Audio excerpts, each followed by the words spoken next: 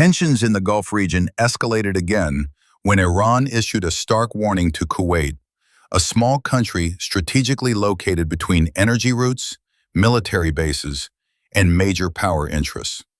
The message was not merely friendly rhetoric. Iran accused Kuwait of providing space for U.S. military activity and warned that any territory assisting in operations against Iran could be treated as a battlefield. For Kuwait, the threat evoked painful memories of the invasion and its dependence on international support to restore its security. The Kuwaiti government immediately increased its vigilance, tightening aerial surveillance, securing oil facilities, and deploying troops at key points. At the same time, citizens began to wonder whether the threats were merely psychological warfare or a sign of a real attack being planned. The situation worsened when defense systems detected suspicious air movement from Iran. Radars detected the tracks of suspected drones and long-range missiles. Warning sirens sounded, civilian flights were diverted, and air defense units mobilized within minutes. Kuwait realized that its small size meant any attack could have a devastating impact. A single missile could destroy a port, a power plant, an oil installation, or a base where American troops were stationed.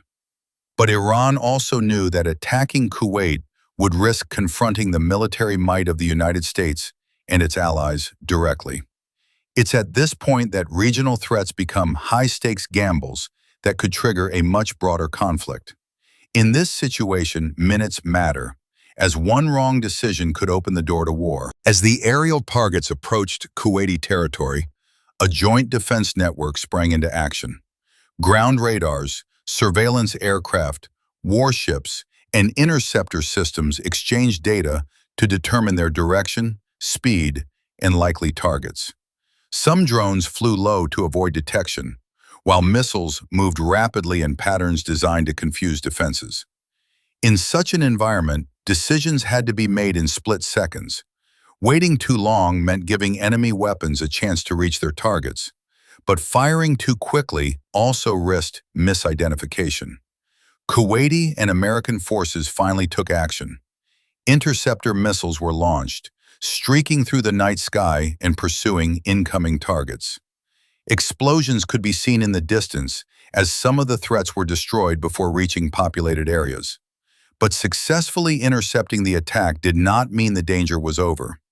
Military analysts predicted that the first wave could be used to test radar capabilities, reduce interceptor missile stocks, and find openings for subsequent attacks. Therefore, the United States was not simply on the defensive. Military commands began preparing a response aimed at halting Iran's ability to launch further attacks. Fighter aircraft were deployed from regional bases, warships were repositioned, and command centers mapped the locations of Iranian radars, drone depots, communication centers, and maritime facilities. The goal wasn't just to retaliate, but to break the chain of attacks at their source. Kuwait was at the center of a conflict between two powers, but this time it wasn't alone.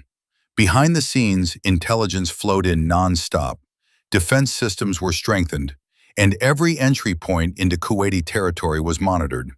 The world waited to see if Iran would back down or escalate its attacks.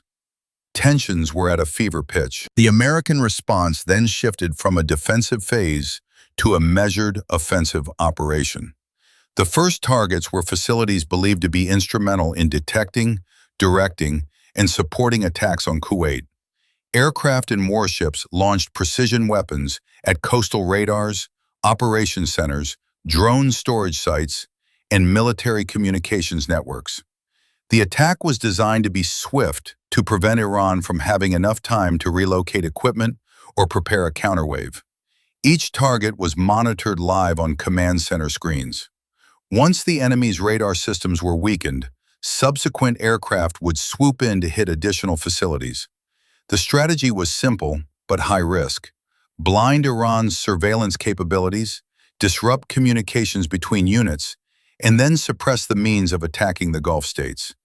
The explosions at several locations sent a message that any attack on Kuwait could have far greater consequences.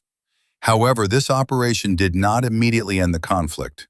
Iran still possessed mobile missiles, drones capable of launching from hidden locations, fast boats, and allied forces in various regions.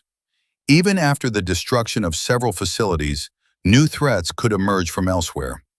Therefore, the Americans increased air and sea patrols, while Kuwait kept all vital facilities on high alert.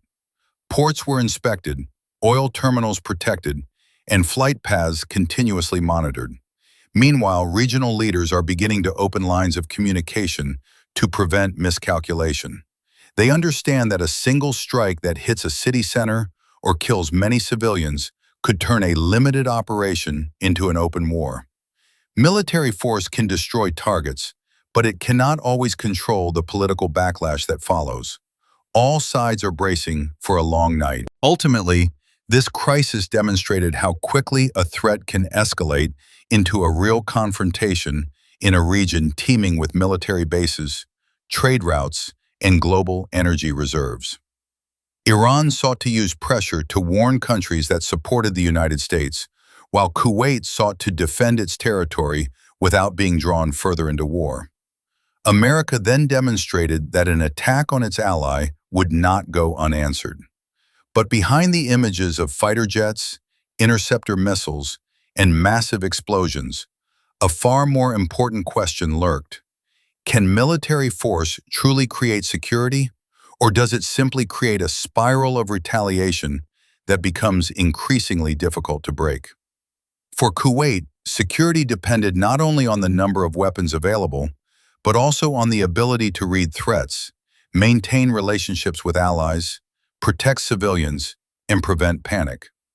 For Iran, every aggressive action carried the risk of losing strategic facilities while expanding the coalition opposing it. For the United States, success in destroying targets had to be balanced with political calculations to prevent a response from escalating into unrestricted warfare. The night may have ended with many threats intercepted and several Iranian military facilities damaged, but tensions were far from over. Radars remained on, warships continued patrols, and forces across the region remained on high alert.